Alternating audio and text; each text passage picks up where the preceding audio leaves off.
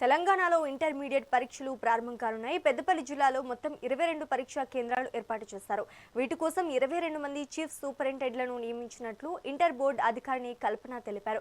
పరీక్షలు రాసే విద్యార్థులలో ఒత్తిడి తగ్గించేందుకు 1 నిమిషం నిబంధనను ఎత్తివేసినట్లు చెప్పారు. 5 నిమిషాలు ఆలస్యమైన పరీక్ష రాసేందుకు గాను అనుమతించారు. పరీక్షా సెంటర్లలో ఫ్లయింగ్ స్క్వాడ్తో నిఘా ఉంటుందని కల్పన తెలిపారు. అక్కడ లాంగ్ కారిడార్ ఉంటుంది. లాంగ్ కారిడార్ ఇక్కడ నుంచి అక్కడ కారిడార్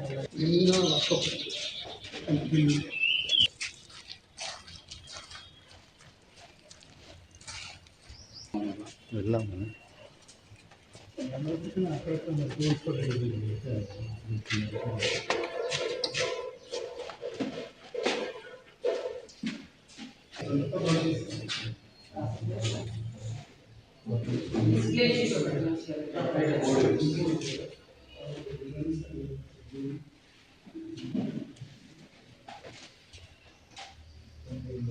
పెద్దపల్లి జిల్లాలో ఇంటర్మీడియట్ 2026 సంవత్సరానికి సంబంధించిన పరీక్షల ఏర్పాట్లో మొత్తం 22 సెంటర్లు జిల్లా వ్యాప్తంగా ఏర్పాటు చేయబడ్డాయి.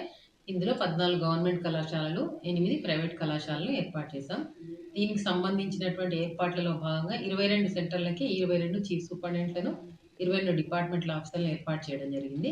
గోదావరిఖని పెద్దపల్లిలో కస్టోడియన్స్ కూడా, పోలీస్ స్టేషన్లో కస్టోడియన్స్ కూడా ఏర్పాటు చేయడం జరిగింది.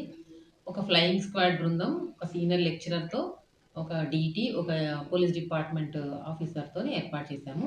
అదే కాకుండా డిఈసి 1 సీనియర్ ప్రిన్సిపల్ రామచంద్రారెడ్డి గారు, సీనియర్ లెక్చరర్ రకీబ్ గారితో డిఈసి బృందం కూడా ఏర్పాటు చేయాలి. డిస్ట్రిక్ట్ ఎగ్జామినేషన్ కమిటీ మెంబర్స్ వీరు కూడా స్క్వాడ్ మెంబర్స్గా యాక్ట్ చేయడం జరుగుతుంది. అంతేకాకుండా 4 సిట్టింగ్ స్క్వాడ్లను కూడా ఏర్పాటు చేయడం జరిగింది.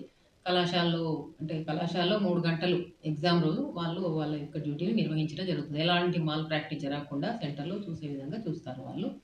అంతేకాకుండా ప్రతి సెంటర్లో కూడా మనకు ఎలాంటి విద్యార్థులకు ఎలాంటి ఇబ్బంది లేకుండా వాటర్ ఫెసిలిటీ, లైటింగ్, తర్వాత వాళ్ళకు ఇన్ఫ్రాస్ట్రక్చర్, బెంచెస్ కానీ అన్నీ కూడా ఏర్పాటు చేయడం జరిగింది. ఎలాంటి ఇబ్బందులు విద్యార్థులు ఎదుర్కోకుండా విద్యార్థి సౌకర్యార్థమే ఆర్టీసీ అధికారులతోనూ, తర్వాత మెడికల్ డిపార్ట్మెంట్ వాళ్ళతో కూడా నిన్న కలెక్టర్ గారు మీటింగ్ కూడా తీసుకోవడం జరిగింది.